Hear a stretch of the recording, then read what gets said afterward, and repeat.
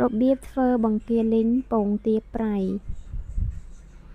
ជាដំបូងគឺយើងយកបង្គាយកមកវះខ្នងដើម្បីបកសម្បកវាចេញបងអូនបកសម្បកវាចេញដើម្បីយកទៅប្រឡាក់គ្រឿងទៅឲ្យវាចូលជាតិហើយនឹងវាងាយស្រួលក្នុងការញ៉ាំហើយបង្គាបងអូនចូលចិត្តបង្គាម៉ូតអីក៏បងអូនយកបង្គាម៉ូតនឹងទៅធ្វើទៅសម្រាប់ខ្ញុំយកបង្គាប៉ារ៉ាបខ្មៅដោយសារថាវាមានពណ៌ស្អាតពេលដែលយើងពងទៅវាពណ៌វាឡើងក្រហមស្អាតហើយវាឆ្ងាញ់យើងបកសម្បកវាអស់ហើយយើងយកវាទៅប្រឡាក់គ្រឿងមានដូចជាស្ករសប៊ីចេងរ៉ូឌីហើយការប្រឡាក់គ្រឿងគឺយើងអត់ប្រឡាក់ខ្លាំងពេកទេបងអូនប្រឡាក់តិចឲ្យវាមានរាងជាតិតិចបានហើយព្រោះពងទាប្រៃយើងវារាងមានជាតិប្រៃហើយយើងដាក់ម្សៅពងចូលហើយនឹងដាក់ទឹក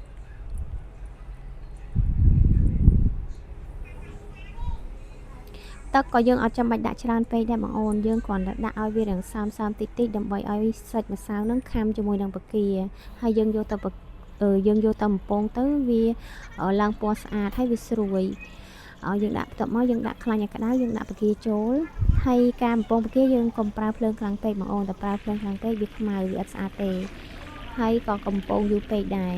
យើងបំពងវាល្មមថាមើលទៅវាឡើងស្រួយហើយឆ្អិនហើយឡើងស្រួយក្រហមល្មមឆ្ងាញ់ហើយយើងលើកវាទុកមកដុបបងអូនយើងលើកវាទុកមកដុបហើយ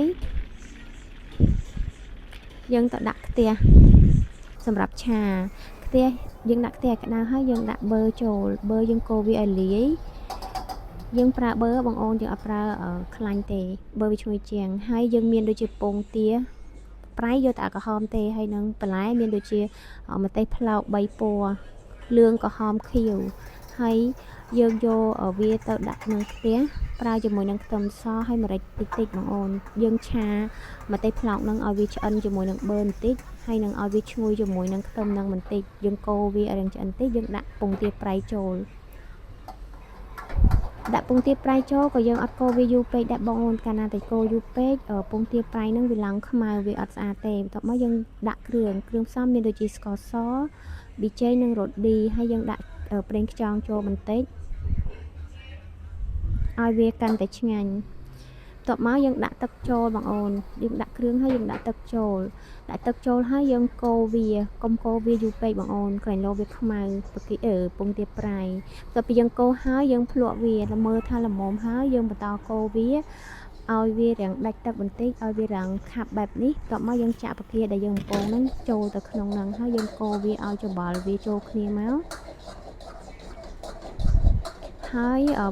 រួចជាការស្រេចបងអូនបង្គាបំពងយើងបង្គាលីងពងទាប្រៃយើងហើយបងអូនអត់មានអីពិបាកទេងាយហើយឆ្ងាញ់ទៀតបងអូនអាចយកទៅធ្វើតាមបានណាហើយសម្រាប់គ្រឿងផ្សំយើងដាក់តាមចំណង់ចំណូលចិត្តបងអូនរសជាតិបែបម៉េចបងអូនដាក់បែបហ្នឹងទៅហើយយើងដាក់ថែមជាមួយនឹងស្លឹកខ្ទឹមពីលើបន្តិចឲ្យវាឈ្ងុយ